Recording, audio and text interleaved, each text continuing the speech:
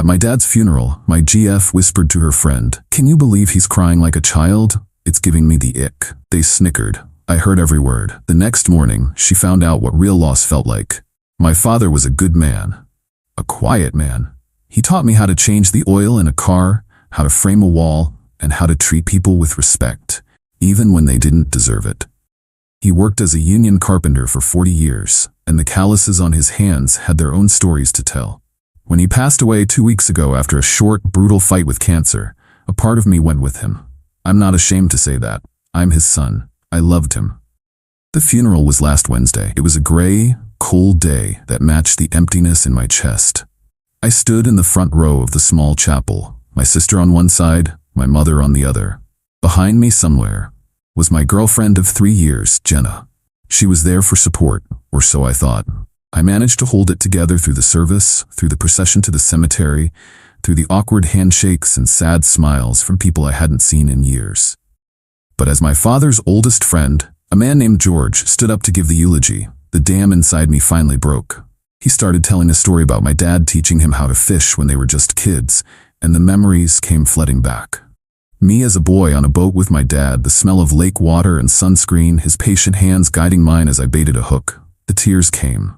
Not loud, sobbing tears, just silent, hot tears that tracked down my face. It was a raw, helpless grief. In that moment, I was just a son who missed his dad. And that's when I heard it. It was a whisper, right behind me. So close I could feel the warmth of the breath. It was Jenna, talking to her friend and bridesmaid, Maya, who had come with her. "Can you believe he's crying like a child?" Jenna whispered, her voice laced with a kind of baffled disgust. "It's giving me the ick." Then a sound that will be burned into my memory forever, a soft, suppressed snicker from Maya. The world went silent. The grief, the sadness, the entire funeral just vanished. It was replaced by a feeling I had never experienced before. A white-hot, perfectly clear rage that was so intense it felt like ice. The tears on my face felt like they were freezing. I didn't turn around. I didn't move a muscle. I just stood there, staring at my father's casket, and listened to George finish his story. I shook hands, I accepted condolences, I even hugged my mother.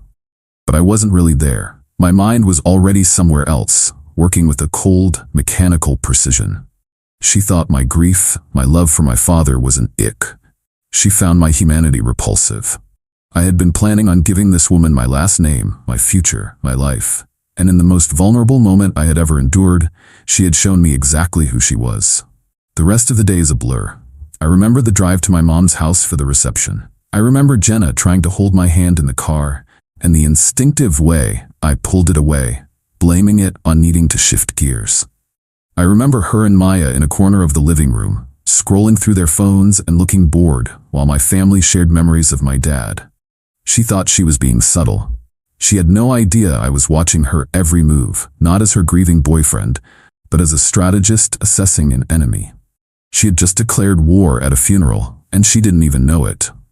I went home that night to the apartment I owned, the one she had moved into 2 years ago. She came with me, talking about some drama at her work, completely oblivious. She fell asleep around 11. I didn't sleep at all. I just sat in the living room in the dark, and I made a list. The next morning, I was going to teach her the meaning of real loss.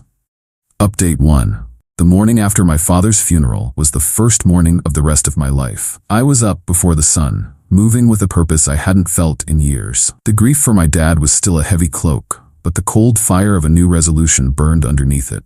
Jenna was still asleep in my bed. My bed. In my apartment. I looked at her for a long moment.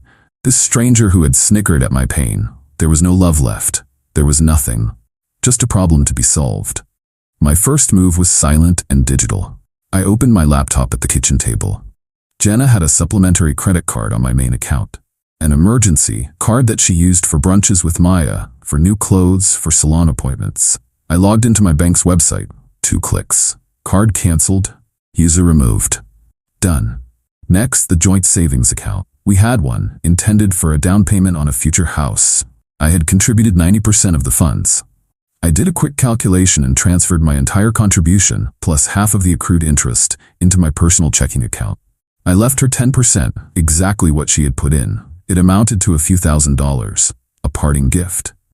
Then the car. Jenna drove a nice SUV. It was a year old. It was also legally my nice SUV. The title was in my name, the loan was in my name, the insurance was in my name. I had bought it for her so she would have a reliable vehicle. She made a small payment to me each month, far less than what a real lease would cost. I found the spare key in the junk drawer. I went outside into the cold morning air and drove the car to a dealership a few miles away that specialized in buying used vehicles. I knew the manager. I told him I needed to sell it fast. He said he could have the paperwork and a check ready by the end of the day. I handed him the key and took an Uber back to my apartment. By the time I got back, it was 7:30. Jenna was still asleep. That's when I started on the physical part of the eviction. I went to the hall closet and pulled out a box of heavy-duty black trash bags. If she thought my emotions were garbage, then her possessions could be treated the same way. I was methodical. I started with her closet. The designer dresses, the dozens of pairs of shoes, the handbags that cost more than my first car. I didn't fold them. I just pulled them from the hangers and stuffed them into the bags. Her side of the bathroom was next. The endless bottles of creams and lotions, the expensive makeup, the hair products, all of it swept into a bag. I went through the entire apartment, a silent whirlwind of disposal. Every book, every trinket, every photo of us in a silver frame. I packed it all. By 9 o'clock, there was a mountain of black trash bags piled in the middle of the living room. It was a monument to a dead relationship. That's when she finally woke up. She walked out of the bedroom, yawning, stretching, and stopped dead in her tracks when she saw the scene. What is going on?" she asked, her voice thick with sleep and confusion. "Are we cleaning?" I didn't turn around. I just kept tying the top of the last bag. "No," I said, my voice calm and even. "You are leaving." She laughed, a nervous, uncertain sound. "What are you talking about, Jake? Is this a joke? It's not funny." I finally turned to face her. I made sure my expression was completely blank. "I'm not joking. I overheard you at my father's funeral yesterday. I heard what you said to Maya. I heard you laugh." The color drained from her face. For the first time, I saw a flicker of genuine panic in her eyes. I don't know what you're talking about." "Don't you?" I took a step closer. "Let me remind you. Can you believe he's crying like a child? It's giving me the ick. Does that ring a bell?" She just stared at me, her mouth opening and closing like a fish. "You stood behind me while I was mourning my father, the man who welcomed you into his home, and you mocked me." I continued, my voice still quiet, but hard as steel. "You found my grief for the most important man in my life to be an ick. So I'm doing you a favor. I'm removing the source of your discomfort from your life. Me. And since I am the source of everything else in your life, this apartment, that car, that credit card, all of that is being removed as well." She finally found her voice. "You can't do this. This is insane." It was a stupid comment. I was emotional. "No, I was emotional," I corrected her. "You were cruel. And now you have to deal with the consequences. Your supplementary card has been canceled. The car you were driving is currently being sold. Your belongings are in these bags. You have 1 hour to call your friend Maya and have her come pick you and your things up. Then you will give me the key to this apartment, and you will leave." The tears started then. Big, dramatic crocodile tears. "Jake, please, I'm sorry. I didn't mean it. I love you." I just looked at her, completely unmoved. "You know, Jenna," I said, my voice dropping to a near whisper, "watching you cry right now, it's giving me the ick." The look on her face was worth 1,000 empty apologies. The hour that followed was a masterclass in frantic desperation. She called Maya, screaming into the phone. She tried to bargain with me, to reason with me, to rage at me. I just sat on a kitchen stool drinking a cup of coffee and watched. When Maya arrived, her face a mask of fury, they both started in on me. "You are a monster for doing this to her," Maya yelled. "Am I?" I asked calmly. "Or am I just a guy who decided he doesn't want to spend his life with someone who finds his love for his dead father disgusting?" They had no answer for that. It took them nearly an hour to haul all 37 trash bags of her life out of my apartment and stuff them into Maya's small SUV. When they were finally done, Jenna stood in the open doorway, her face a mess of tears and makeup. She threw her apartment key on the floor. "You will regret this," she hissed. "No, Jenna," I said, looking her dead in the eye. "You already do." Then I closed the door and locked it. I stood there for a long time, listening to the silence. It wasn't the empty silence of loss. It was the clean, quiet silence of freedom. Update 2? The week after the eviction, as I've come to think of it, was a strange one. I was dealing with the logistics of my father's estate, which was a heavy but necessary task. It kept my mind busy. Every form I filled out, every account I closed, felt like an act of honoring him. And every night, I would come home to my quiet, Jenna-free apartment and feel a sense of profound relief. I had expected a counterattack, and it didn't take long to arrive. The initial assault was digital, a barrage of texts and calls from blocked numbers, voicemails from Jenna, alternating between hysterical sobbing and venomous rage, messages from Maya, calling me an unstable psycho who needed serious help. I deleted them all without listening to them fully. Then, the narrative began to form. They launched a coordinated smear campaign among our mutual friends. The story they were spinning was a work of fiction. Apparently, I had suffered a complete mental breakdown due to my father's death. In my grief-stricken, unstable state, I had a psychotic episode and violently threw the loving, supportive Jenna out onto the street for no reason at all. They were worried about me. They were scared of what I might do next. It was a clever strategy. It painted me as the villain and her as the martyred saint who had endured my instability. A few of our mutual friends, the ones who were more her friends than mine, bought it completely. I got a few concerned yet accusatory text messages. "Dude, are you okay? Heard you went off the deep end. Kicking Jenna out was not cool." I knew I couldn't let this narrative take root. I had to fight back, but not on their terms. I wasn't going to get into a public shouting match. My revenge needed to be like a sniper shot, one clean, precise action that would end the war. I remembered something from the funeral. As I was standing there crying, my cousin Sarah was standing just a few feet away. She had come over and given me a hug right after George's eulogy. She was closer to Jenna and Maya than I was. There was a chance she had heard it too. I called her. I didn't beat around the bush. "Sarah, I need to ask you something important. At Dad's funeral, when George was speaking, I was pretty broken up. I know you were standing near me. Did you happen to overhear Jenna say anything?" There was a pause on the other end of the line. "Oh, Jake," she said, her voice full of pity. "I didn't want to be the one to tell you. I heard it all. I couldn't believe it. I told Mom about it on the way home. We were disgusted." Bingo. I had a witness, and not just any witness, a member of my own family. My next call was to our one key mutual friend, a guy named Mark, who was the social hub of our group. If you wanted a story to spread, you told Mark. "Mark," I said, "I know you're hearing a lot of crazy stories right now. I just want to tell you the truth. Once, so you have it. At my dad's funeral, while I was crying during the eulogy, Jenna leaned over to Maya and said, 'Can you believe he's crying like a child? It's giving me the ick.' My cousin Sarah was standing right there and heard it too. That is why she is no longer in my life. That is the whole story." The silence on the other end of the phone was deafening. I could practically hear the gears turning in his head. The vague story of my breakdown versus a direct, shocking quote corroborated by a witness. There was no contest. "She said that?" he finally asked, his voice full of disbelief. "At a funeral?" "Yes," I said. "That's who she is." It took less than 48 hours for the truth to dismantle their web of lies. The story of what Jenna said and where she said it was so monstrous, so indefensible, that it completely annihilated her victim narrative. The concerned texts I was getting turned into messages of support. A few people even sent me apologies for doubting me.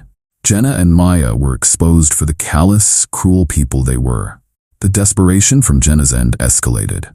A few days later, I got a frantic call from the building manager of my apartment complex.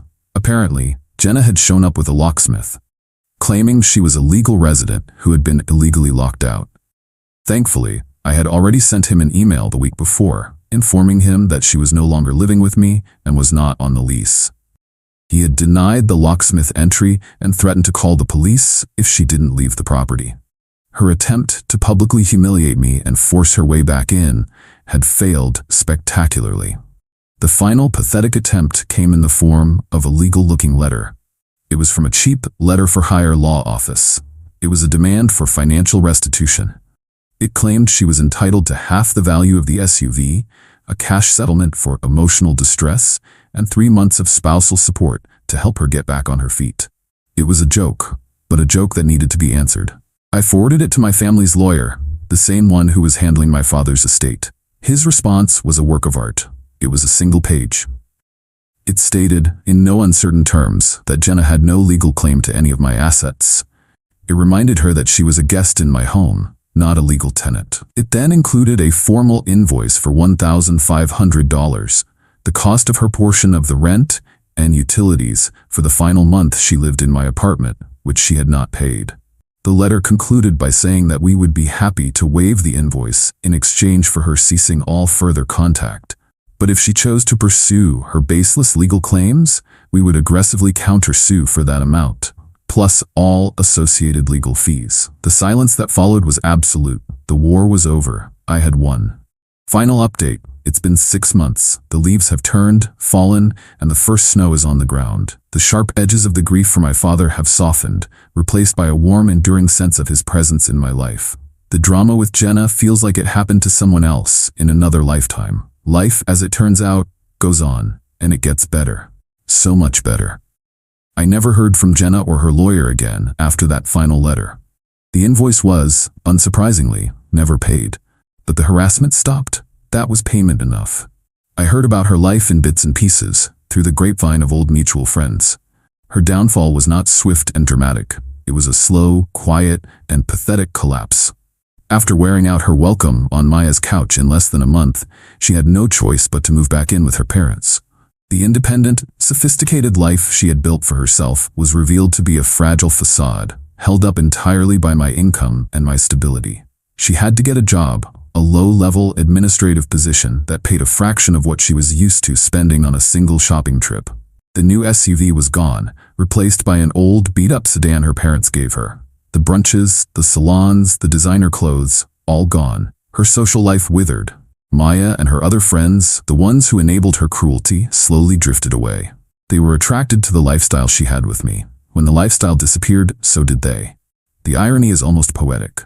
The woman who found real emotion icky is now living a life devoid of any real joy or substance. She is trapped in a state of perpetual dissatisfaction, a prisoner of the superficial values she held so dear.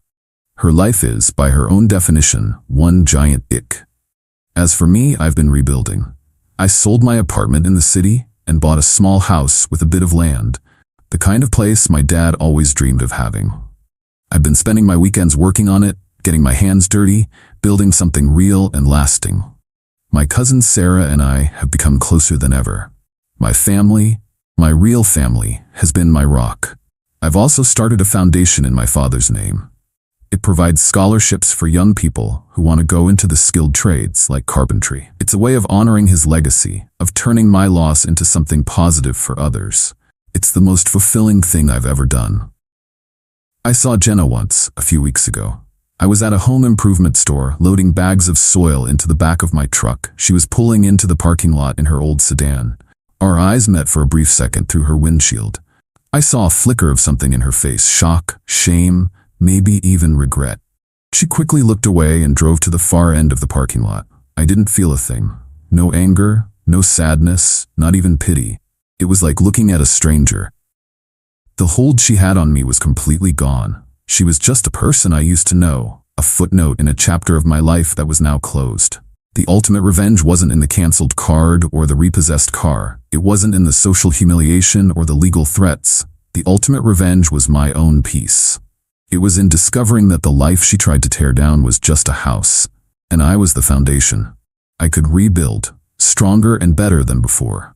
She mocked me for crying at my father's funeral. She saw my love as a weakness, but she was wrong. That love, that grief, was a sign of my humanity. It was the source of my strength. And in the end, it was the thing that saved me from a life with someone who would never understand what it means to truly lose something, because she never truly valued anything. She lost me, but I gained myself back. And that's a trade I'd make every single time.